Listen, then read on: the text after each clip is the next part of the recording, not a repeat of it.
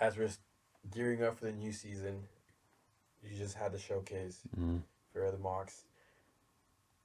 What's an update? How's that going? It was good. It was good. We had a set number amount, which I think was better for the coaches to be more hands-on and show each position group what the coaches bring to the table, because it really comes down to in recruiting. Since I've been through the process, you got to see it to kind of believe it.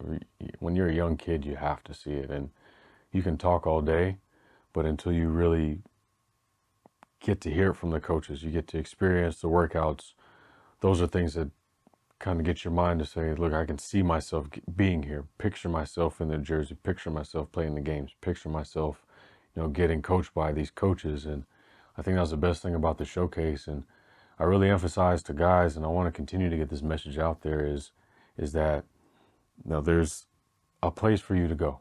There's a place for you to go if you truly want to do it. And a lot of the times, what I've been seeing through recruiting is that kids want it to be brought to them, and they don't necessarily want to go out and work for it because it might be too hard, or they start questioning themselves if they can even attain it. And that's kind of what I also saw from the showcase, because when I would start talking to the kids, I was always wondering, you have these intangibles, your coach says you have great grades, what is some of the things that's kind of holding you back?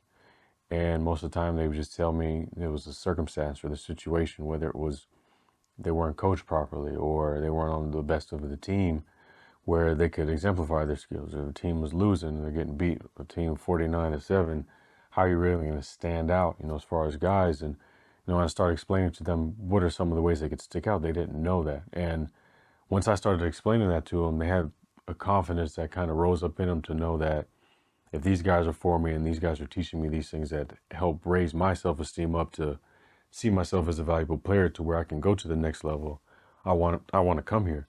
And ultimately, that's the goal of what we want to do. We're not going to be able to do it for you. And I can't get on the field. And I've told our players this last year, I'm not going to be able to get on the field and get a scholarship for you. I'm not going to be able to be the one to show up in practice and go through individual drills and those different things. Ultimately, you have to show up. It's all up to you. You have to get the good grades. You have to be able to be on the field and know what you're doing. And you have to basically execute at a higher level than everybody else, because you have to be able to stick out amongst the average. Everybody's fighting for that same spot, same position, to where they want to be noticed by a school. So what are you going to do that sticks out above, the rest? And I heard this analogy from Nick Saban. This was last year, and it stuck with me in my mind. Do you want an and player or do you want a but player? And he started going into detail about it. He was saying this guy's, he's got all the skills. He's fast. He's athletic. He brings a presence to the offense. He brings a presence to the defense. But he comes late to meetings. But he doesn't take notes.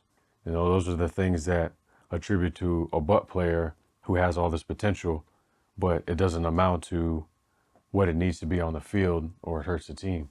But then you have a guy on the other side where he's athletic, but he needs some work. Or, he's a guy that works really hard. Or he's a guy that's smart, and he's a great locker room guy.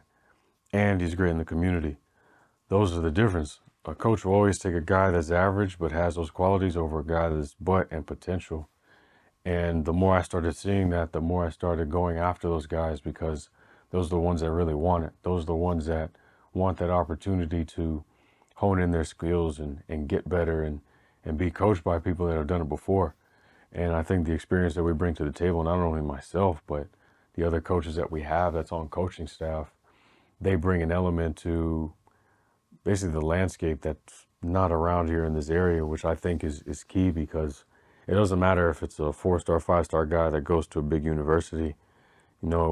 At the end of the day, if you're still getting the same tools and going through the same routine of the teachings at JAA like you are at a Division I school, I guarantee you in that second year, if you decide to transfer or go somewhere else, I would almost bet that you're just as equipped as he is. And you've been in a smaller place. You've been against competition, but you're at competition playing at a higher level because you've been trained how a pro is trained. It's been ingrained in me. It's been ingrained in my coaches as well, to get the best out of guys and go through the drills every single day that's going to make you successful. We call them EDDs. And that's to give repetition, to know that the same thing that you do over and over again will become a habit. And once it becomes a habit, you're able to build upon that and becomes ingrained in your daily life to where you don't even think about it anymore. You're just so well at doing it that you're able to apply it into your everyday life. And that's why we're harping on the opportunity. We're harping on trying to get these kids above and beyond to another place, because once they go somewhere else, I guarantee you they'll be able to come in and contribute right away. And that's the importance of JAA. And definitely, like I said, I was pleased because of what we had with the showcase, what we were able to show, the message we were able to get across. And we have a healthy number of guys that committed to us right now, which is I'm excited about. Guys that we've been recruiting since last year, they're finally getting them. And it's just great to see, because once they come in the building, we get to really work with them and see where we can help them develop better. And we know they have great goals and aspirations because they want to be better. They want to go somewhere else. They want to make a name for themselves. Everybody has dreams, obviously, of playing in the league. When you're playing football, that's what you look at. And I'm not here to deter them from that at all. If anything, I'm here to help show them what it takes to get there.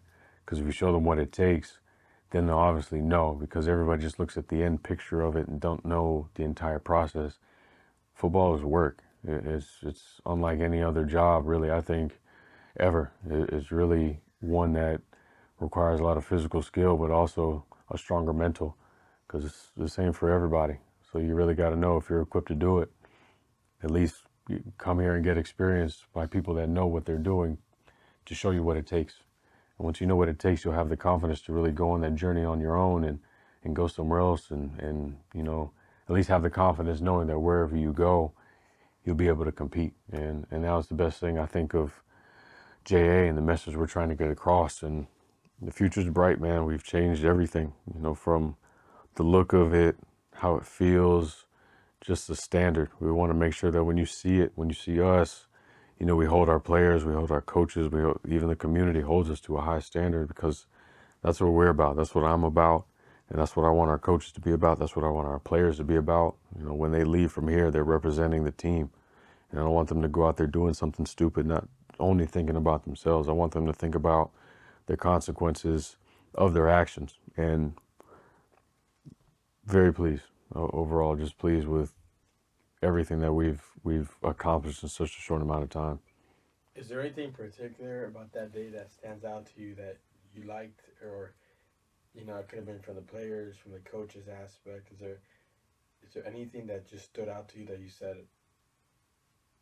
I'm happy with this? What was that? It's the coaches. Because I remember my brother came up to me and he entrusted me with making this all come together, because he lives in a different state right now. So when doing this, he really had to trust me with the guys that I brought in to this group to make sure we all work together. And he came up to me during the showcase, and I remember him saying, I like this coaching staff. And I just remember thinking the same thing. This coaching staff is great. It's amazing. We have guys that, Coach Swain's the new guy that just came on board. He played in the NFL. We got Coach Harris, played in the CFL and the AFL. Coach Kelly, he played in the NFL. We got Coach Carter, he played in the CFL. We got Coach Chris. He's a guy that has a military background, which honestly, at the end of the day, the guys that I've seen in an NFL locker room that have some type of military background, or even have a family member of military background, they know how to establish that discipline.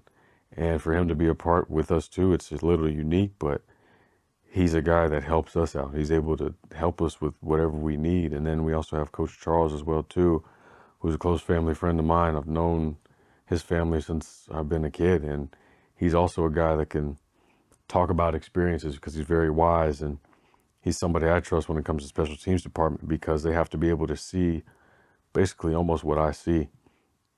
And it's just great to have everybody together. They can all get along. Coach Kelly can get along with Coach Swain. I can get along with Coach Kelly. Coach Chris can get along with Coach Harris. There's no disconnect. We're all on the same page. And when you're building a team, the players have to see that. The players have to see that everybody is on board and communication is consistent. But at the same time, the head coach isn't undermining the assistant coaches. I make sure I let my coaches lead how they need to lead to teach those guys the right way. I never try and think I know it all. This is my second year being the head coach. I know nothing of coaching, never had a desire to really coach, but now that I'm doing it, hey, it's pretty cool because I just let those guys do what they need to do and they have fun and enjoy it because there's no stifling on them. They are able to teach and learn what they use for these kids. That in turn gives them confidence. And once they have confidence, man, look, they're able to go and do crazy, amazing things on the field that helps them stick out. So it's one of those things where it's just great. It's just a great way to build your team, have your team built from the coaching staff. So for me, it was really pleasing to see that, but then also to have my brother say that as well. And I know if he's saying that, other people see it, and those other players felt it, and they're able to go and tell their friends, because recruiting is basically word of mouth in this day and age, and really how you're able to represent yourself. And we have a great coaching staff that's able to represent what we're doing and have our backs, which is even big and even better because I don't have to be out there all the time. Those are the ones that they can carry the name for me and what we stand for and what they'll get out of this program as well too. What's it like working with Necho? Because everybody, when you're doing something with family, it's always difficult and not difficult, but you're always gonna. It's family, So Yeah, it hits in a softer place, that's in a different. closer place. So, what's it like doing this with Necho? I know there's an age difference, but you guys always seem to be close, and he has a lot of respect for you, and vice versa. So how's that? It has its days, it does, but you got to do everything with a cool head when it comes to family. And honestly, for us, it really comes down to why we're doing it and who we're doing it for. And it really stems from what our mom has done. She's shown us what to do in the community. And this is kind of our way to do it in a way where it interests us. She was in politics. I'm not too keen on politics, even though I follow it. It's not something I get into. But this is dealing with football in the community.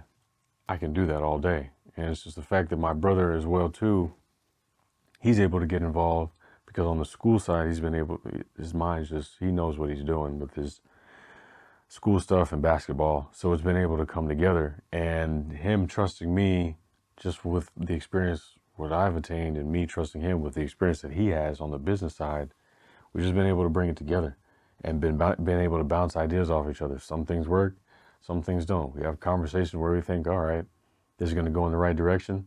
It doesn't happen. He has something, he brings it to my attention. We try and make it work. Doesn't work. It's just one of those things where we just let go of what might happen. We don't make expectations too high.